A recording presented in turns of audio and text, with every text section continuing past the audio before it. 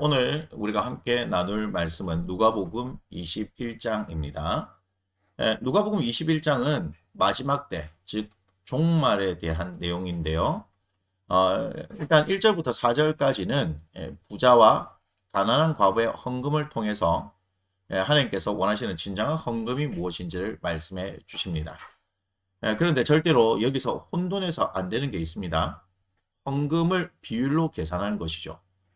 부자는 풍족한 중에서 헌금을 했지만 이 과부는 자기 생활비 전부를 넣었다는 말씀을 비율로 이해하면 예수님의 가르침을 곡해하게 됩니다.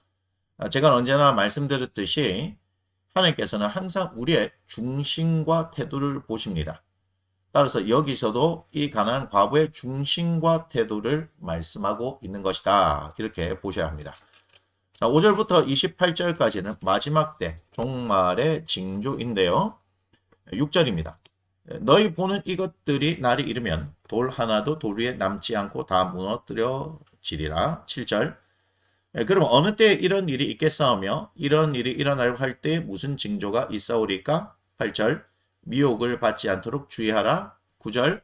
난리와 소의 소문을 들을 때에 두려워하지 말라. 5절부터 9절까지 이제 내용을 살펴봅니다. 먼저 미혹을 받지 않도록 주의하라고 말씀하십니다. 미혹을 받지 않는 방법은 미혹하는 자들을 따르지 말라는 것입니다. 또 난리와 소의 소문이 나타납니다. 하지만 그때도 두려워하지 말라고 말씀하십니다. 왜냐하면 일이 먼저 있지만 아직 끝이 아니기 때문입니다. 10절부터 19절까지 살펴봅니다. 10절. 민족이 민족을 나라가 나라를 대적하여 일어나겠고 11절 곳곳에 큰 지진과 기근과 전염병이 있겠고 또 무서운 일과 하늘로부터 큰 징조들이 있으리라. 12절 이 모든 일 전에 내 이름으로 말미암아 너에게 손을 대어 박해하며 회당과 옥에 넘겨주며 임금들과 집권자들 앞에 끌어가려니와 13절 이 일이 도리어 너에게 증거가 되리라. 18절 너희 머리털 하나도 상하지 아니하리라. 19절 너희의 인내로 너희 영혼을 얻으리라. 전쟁이 일어나고 지진과 기근, 전염병 그리고 여러 가지 징조들이 나타난다고 말씀하십니다. 그런데 이 일보다 예수 믿은 사람들이 박해를 받는 일이 먼저 일어난다고 말씀하십니다. 하지만 두려워하지 말라고 말씀하시죠. 왜냐하면 우리의 머리털 하나도 상하지 않게 해주시기 때문입니다. 이 모든 상황에서 우리에게 필요한 것은 바로 인내다라고 말씀하십니다.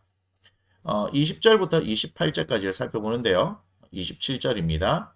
그때에 사람들이 인자가 구름을 타고 능력과 큰 영광으로 오는 것을 보리라. 28절 이런 일이 되기를 시작하거든 일어나 머리를 들라 너희 속량이 가까웠느니라 하시더라. 여기서는 구체적인 환란의 내용들이 나타납니다. 하지만 우리는 이런 환란의 내용들에 대해 주목할 필요가 없습니다. 왜냐하면 우리는 다시 오실 예수님을 기대하면 되기 때문이죠. 이러한 환란의 상황에서 우리에게 필요한 것은 믿음과 인내입니다. 그리고 그 믿음과 인내가 모든 환란을 통과하게 하고 다시 오실 예수님을 만나게 해 줍니다. 29절부터 33절인데요. 29절 이에 비유로 이르시되 무화과 나무와 모든 나무를 보라. 31절 이와 같이 너희가 이런 일이 일어나는 것을 보거든 하나님의 나라가 가까이 온 줄을 알라. 무화과 나무 비유를 통해서 마지막 때가 가까이 온 줄을 알게 된다고 말씀해 주십니다. 그런 믿음을 가진 우리들이 여기저기 불안해하면서 기웃거릴 필요가 없음을 분명하게 말씀해 주고 계시죠. 또 34절부터 38절인데요. 34절입니다. 너희는 스스로 조심하라. 36절 너희는 장차 올 이 모든 일을 능히 피하고 인자 앞에 서도록 항상 기도하며 깨어 있으라 하시니라.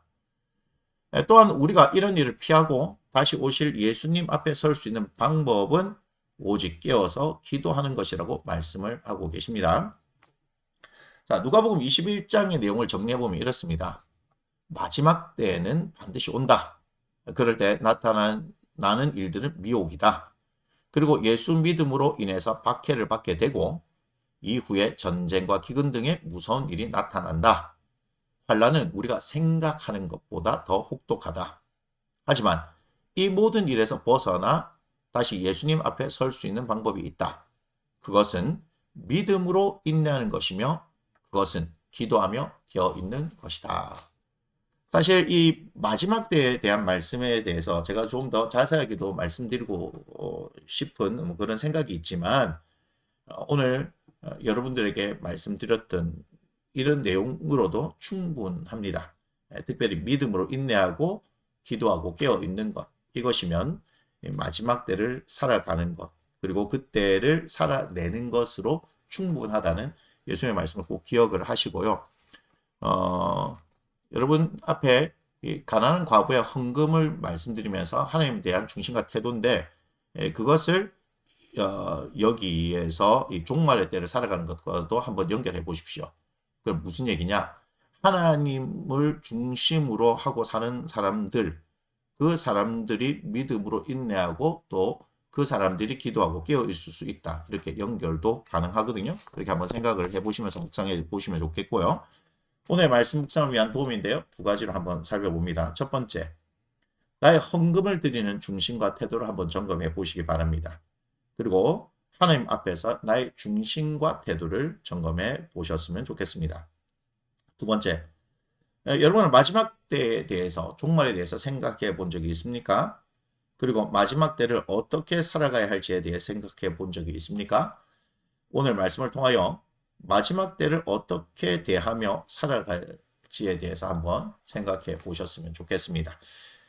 누가복음 21장의 말씀은 여기서 마치도록 하겠습니다.